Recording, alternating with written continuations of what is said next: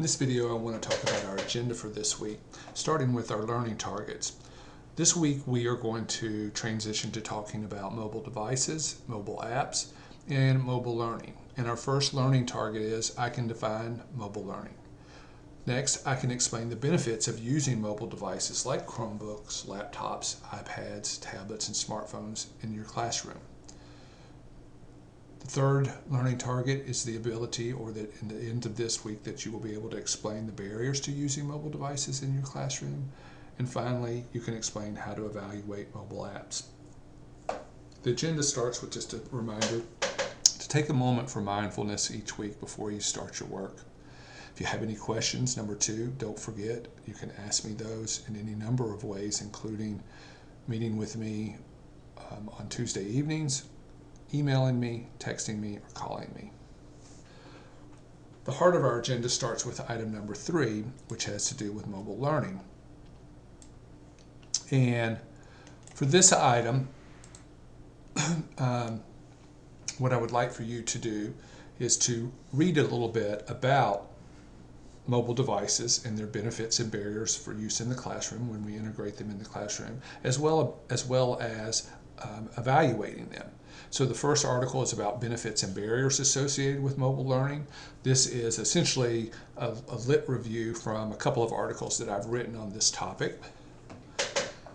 And that just is the fact that I can't find an article that kind of captures everything that I want. The closest one I've been able to find, I mean, here's the thing, there's a lot of older articles from like 2013 about reviews of literature on mobile devices and mobile learning, but I just would like to find some a little newer, and so my work has incorporated some of the new literature in there. The next article, Teaching and Learning with Mobile Devices in the 21st Century Digital World, Benefits and Challenges, does a pretty good job of capturing the benefits and barriers. It's a short article. And then we have just a practitioner piece from a website about 4 qualities of the most useful apps in the classroom. And then we have 2 articles about evaluating them. Okay, the first is a great one from the Reading Teacher, specifically selected for elementary educators, and it's about how to evaluate apps for teaching literacy. Great article. The next one is just a general, it's not a great article, it is, but it's just about evaluation rubrics for apps, and it presents several of them, including Tony Vincent and Kathy Schrock's and Jerry Walker's, all of those rubrics. So what I'd like for you to do is to pick 4 of those, and please pick one of these 2. So one of the 2 about evaluating apps. For your reading, what I'd like for you to do is create an infographic using Canva. And this is a tool that I use a lot with my students. I don't think I used it in the first section, but as I was at Kentucky Go Digital yesterday, they were talking about Canva, and I thought, well, I'll just incorporate that. And so I would like for you to create a Canva, which is an infographic tool. PicoChart is another one. There's several of them, s'mores. We'll just look at Canva since that's the one they were talking about. I don't want to overwhelm you. Have a brief video down here that shows you how to use Canva. Have a couple of just 1-page articles about, well, what is an infographic? What's the characteristics of an infographic? And so you're going to create an infographic that addresses the benefits of mobile devices, mobile learning and mobile apps, or evaluating mobile apps. Okay, so that's what I would like for you to do here to demonstrate your understanding of this. Okay, submit this infographic by next Tuesday. Next, I'm going to introduce project number 3, just in case some of you are finished with project 2. I will go over this in a separate video.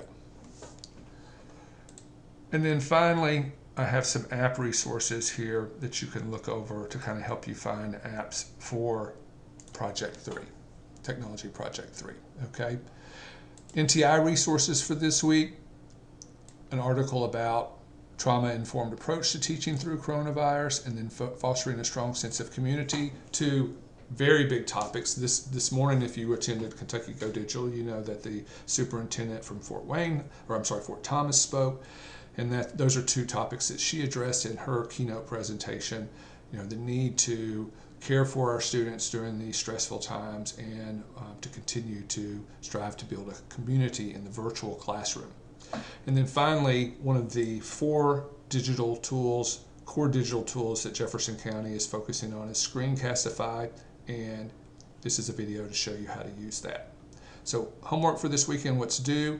Next week, you're going to submit Technology Project 2 by 11:55 next Tuesday. You're going to complete those readings, submit those right here by next Tuesday. And remember, you need to sign up. You're going to present, you know, and all that is you're going to meet with me in Teams, and